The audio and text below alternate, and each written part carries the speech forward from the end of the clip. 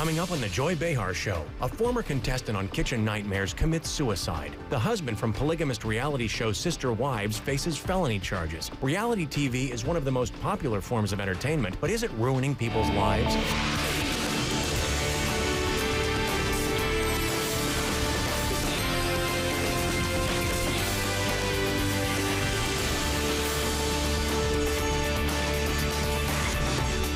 We all love reality TV and train wrecks. So when the host of Australia's Next Top Model accidentally crowned the wrong winner, the video obviously went viral. Watch. It's you, Kelsey. So sorry about this. Oh my God. I don't know what to say. This was a complete accident. I'm so sorry. It's Amanda. I'm so sorry. It was fed to me wrong. It's all right. It's okay, Oh, Sarah. God. It's okay. This is what happens when you have live TV, folks. I'm so sorry. It's okay. This is insane. OMG, I could puke. That was like the Bush-Gore election fiasco, except this was in Australia with models and a lot less crying. Here with me now to discuss the perils of reality TV is Marc Lamont, Hill, cultural anthropologist, Omarosa, reality TV star and producer, and Bonnie Fuller, president and editor-in-chief of HollywoodLife.com. How awkward is that video? Oh my God, it's humiliating. But the good thing is her name will probably be remembered more now by being the wrong name called than if she had actually just won outright. Yeah. Well, in fact, she is getting fruits of being misidentified. She's getting a trip to New York. She's getting $25,000. So, I mean, you know, there's some and good. Tell me who you said she was, the one who announced it. That's right. The announcer was Sarah Murdoch, and she's a former model, and she happens to be Rupert Murdoch's daughter-in-law. Oh, I see. That's an interesting little fact. Omarosa, she's probably going to be more famous, like they say, right? This is a good thing for her. Oh, absolutely. It's called taking lemons and making lemonade. Sometimes in reality TV, anytime you can make a significant moment or for people to remember you, and this will be remembered for a very long time, then you will come out on top. I'll tell you, though, but she's given $20,000 and a trip to New York. So all's well that ends well. That's not bad at all. It's not bad at all. It's fun. It's fun. There'll be conspiracy theories. There'll be spoof commercials. This is way better than winning, I'm telling you. I think she'll probably get more magazine covers in Australia and around the world because of this. And public humiliation is what these reality shows are all about. And I'd like to really switch gears because I want to talk about something serious that happened. A former contestant on Fox's Kitchen Nightmares, Joe Chernelia, killed himself on Friday. Here he is on the show in 2007. It's everything to me. You think you could continue like this for what, 6 more months? About that. Yeah, I think that's pushing it. Your business is about to swim down the Hudson.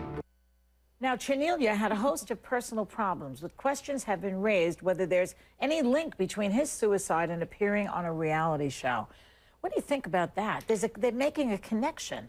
I mean, there might be a connection, but it's not a causal one. It's not like going on a reality show suddenly makes you want to kill yourself. If anything, I think a certain kind of person goes on these types of reality shows, and that's what it's all about. Everybody's not sane and stable, and people who choose some of this stuff have issues. And we know he had issues anyway, I mean, going into this. He was deep in debt. He was separated, had a mistress, had drug problems. I think that's more to the point of possible suicide. Now, I don't know that he had all of those problems when he went on the show, but I have to agree. I think it's a certain personality, maybe a very needy personality is going on the show. They want attention. And, you know, here he is 3 years later. He's off the show. He may be running his business, but he's got issues. I mean, why else would he be having... He was arrested for cocaine possession. He had a mistress. Well, Omarosa, you were on a reality show, so does that relate to you at all?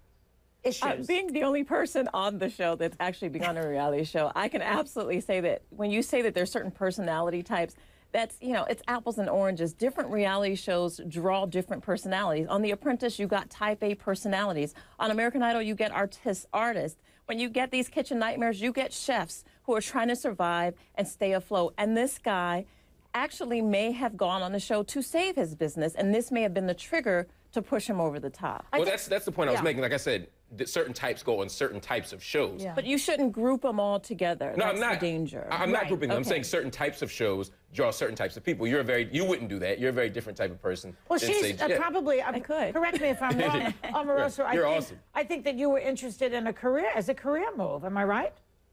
Absolutely. I wanted to be the CEO of one of Donald Trump's companies. That doesn't make me crazy or want me to jump off of a bridge. It makes you ambitious, and that's the type of personalities that goes on The Apprentice. But this guy was ambitious, too. He had problems. And he did thank Gordon Ramsay afterwards. He said Gordon actually helped him put his business straight and turn it into a success. He gave him very constructive advice. Yeah. The only problem is this is the second person to die under Gordon's watch. Now, if there's a third, then we have to start asking some questions. You know, if they start dropping like flies. Another chef, shot herself in 2006. I mean, it's a little weird. They were both on Ramsay's show. It's just a weird coincidence, I think. I think it's a coincidence. And a sad one. Very sad. Yeah. But Ramsay has responded. He says, quote, Joe was a brilliant chef, and our thoughts go out to his family, friends, and staff. You think he's going to tone down the rhetoric? You know? No, absolutely not. Because not at all. He has this is his signature. He's known for this. The people that go on his shows know that this is the Gordon Ramsay they're going to get. And I mean, there's been numerous other contestants who have not committed suicide. I do agree that I think it's coincidental. Well, no, the audience. Go ahead.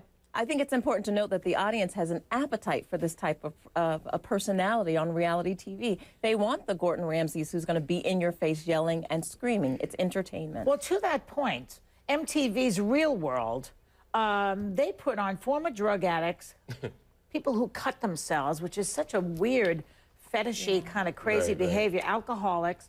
Now, so to the point, are they picking unstable people? That's what you were saying before. Well, I think on purpose. Yes, well, shows like that are picking people who are unstable or who suffer from particular psychological ailments, because I think in many cases they're trying to help. The whole show is about trying to help these people. No. I don't think it's about. I think it's trying to get ratings by having typecasted people. There's the angry black guy. There's the angry black guy. There's the drunk white guy. There's the gay guy. There's the white girl who gets drunk and sleeps with everybody. Real World has typecasted people. That's what this is about. It's not about helping. No one goes to Real World to be helped. Okay, but what about celebrity rehab and addiction? That is about helping people. That's a better example. That's a better example. But like Real World and shows like that, it's all about the spectacle.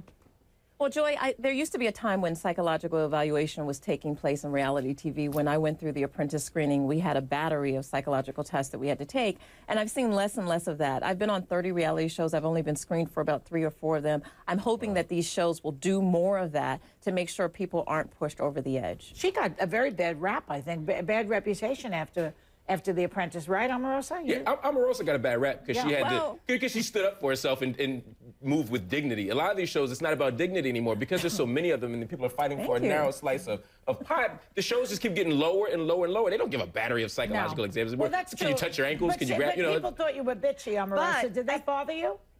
Well, I think it made her women career. in business who. I think women who are in business, who speak up for themselves, who are strong and assertive, will get labeled. And I got labeled. But you know what? I took it and made a career out of being a strong woman. And I make no apologies for that. I think, Omarosa, you absolutely took it and you turned it to your success.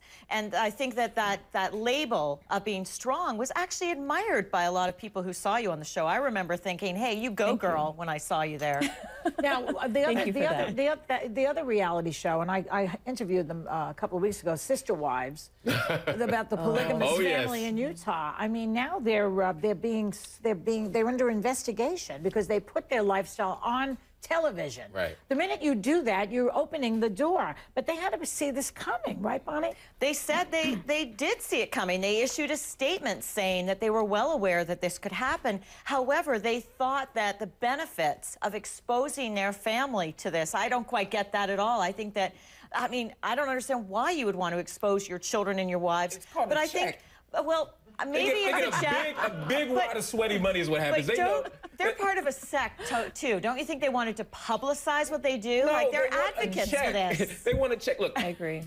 What is it? Polygamy is a 3rd-degree felony in Utah. It's a punishable by like maybe $50,000 fine, probably no jail time. You know how much money they're going to get for being polygamous? They don't care. It's not about the sex. It's not about religion. You are a nice person. This is not about... He's got 16 children to support, so I think you've got a point. He got like 4 baby mamas. He got $500,000. It's about money. But I do think that they are advocating for this kind of lifestyle. Right. I think that they're fanatics. But the way to advocate for a They lifestyle seem is to not to go love on it. reality TV. That doesn't make people want to do this, any more than Well, sometimes real you world makes can you want to live exploit together. this platform. Sometimes you can exploit this platform. You can utilize it to push your own agenda or push a message, or in this case, push a lifestyle. Sometimes it's very effective. Okay. Right, and they called it a lifestyle choice on your show. That's right. And he also said you can't prosecute love. That's so beautiful.